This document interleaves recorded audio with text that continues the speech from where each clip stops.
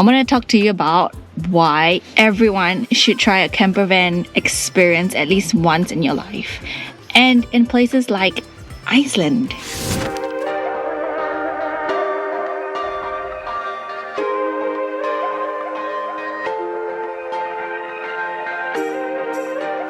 So this van, we rented it from Northbound, which is kind of an aggregator for all things car and campervan rental, and they give the option of everything from normal cars to campervans to big sized RVs.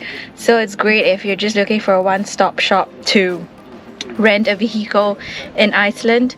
But otherwise, one of their suppliers is rent.is, which is where we got this van from.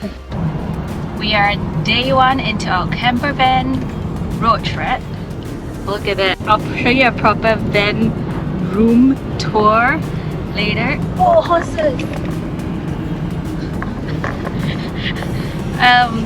And we've got quite an agenda today. We set off from Reykjavik at around noon, slightly earlier than noon, and we've had to check off Thingvellir National Park, which is one of the 3 national parks in Iceland.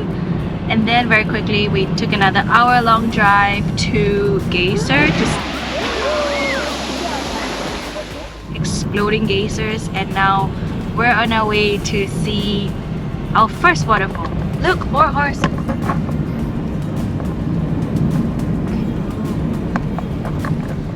Disclaimer, I apologize if I'm pronouncing words wrongly because Icelandic language is one of the most difficult words.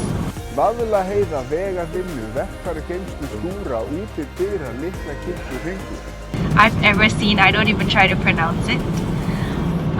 The weather has been really great. The end of July and obviously the thick of summer in Iceland. It's always overcast in the past few days that we've been here, but sometimes you see the sun peek out. As you know, in summer there's the midnight sun, so at this time of the day the weather app is telling us that the sun sets at 11 p.m. every night. So that's pretty cool. It's like the concept of time is infinitely stretched. You have as long of a day as you want, and there's plenty to do and plenty of time to do it.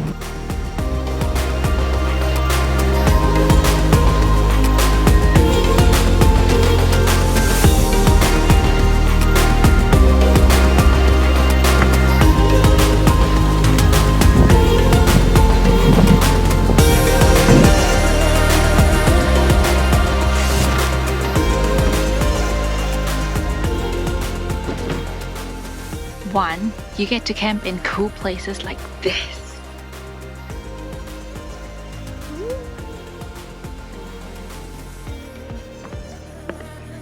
2, you got a bed on the wheels, so you can practically sleep anywhere you want while keeping warm, and you get to pack light.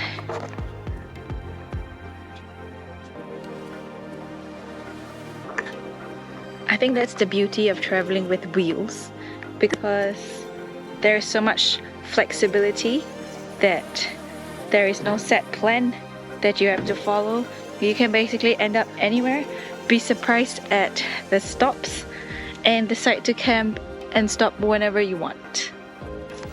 The other reason why you should rent a campervan in Iceland is because Iceland is so sparse, and the attractions and the waterfalls and the things to see are so spread out apart that you need to get a car anyway, so might as well just get a home on wheels.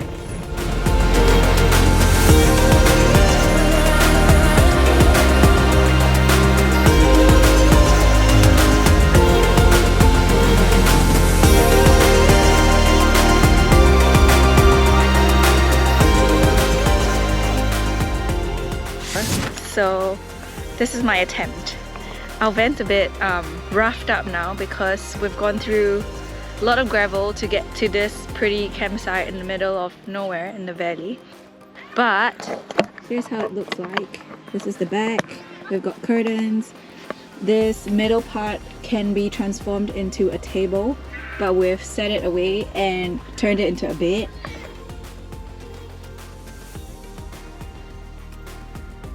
Yay! We managed to flip it from a table to bed.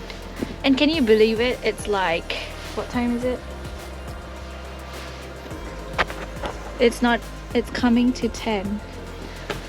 And it's still bright out. So hopefully these curtains will keep the light out, but otherwise all good. Underneath here, you've got the power for if we need to connect it to power source, a tank for you to fill water. This company, rent.is, whom we rented it from, it's quite cool because they provide us with cutlery and a stove, so we've got everything you need.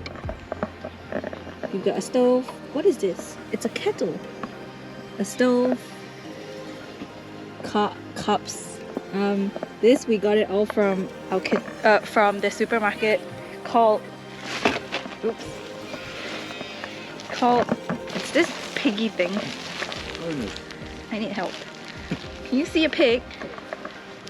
Okay. Called Bonus.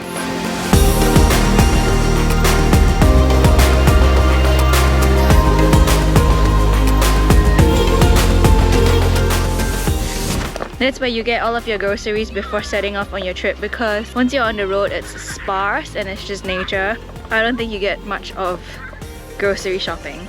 So do your shopping before you leave Reykjavik. And then it also comes with a box of goodies like stove, utensils, this is my blueberries, extra gas can, bowls. In here you've got a fridge, baskets. This is the fridge button, and this is the light button, and this is the battery meter. These are USB charging, and this is the heater. The only drawback I found is that the stereo system doesn't have a Bluetooth connection, so it's always a good thing to bring your own Bluetooth speakers. Oh, the other thing is they do have curtains here, but they're not super effective in blocking out the sun, especially when you have the midnight sun going on in summertime in Iceland. So you might want to bring your own masks, eye masks.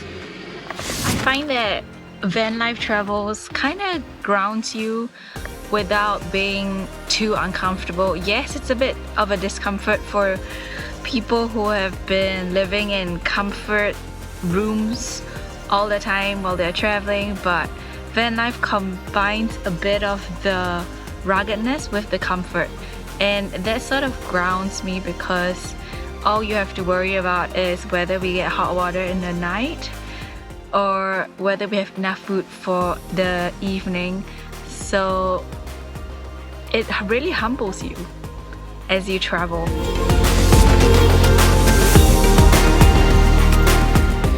And this is why you should try Campervan life. It's so cozy. You've got a heater on, good tunes, nobody for a neighbor,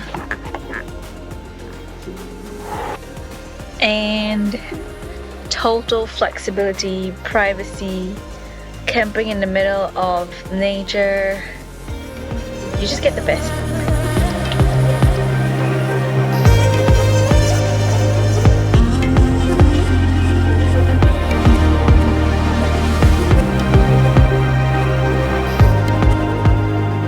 Time to pack up. This van has served us well, and I'm set to have to go. We have to return the van in a couple hours. We have really enjoyed our sleep here, although I think the curtains can be improved, especially in the summer where the light doesn't ever go away. Apart from that, it's pretty new, to be honest, and it drives really well, so no complaints. They even have a smoke alarm, which can be a little annoying there, because yes, it alerts you when it is smoky, but then it has alerted us twice because we were driving on some gravelly road and it got really smoky and the sound is just annoying. But hey, better precaution than nothing, right? I think it's an older model of a van, so there isn't a Bluetooth connected to the radio, although I wish there was. Maybe I just didn't know how to work it. But otherwise, always bring your own Bluetooth speaker. I've learned that from traveling 7 years on the road, so you never have to worry about running out of music.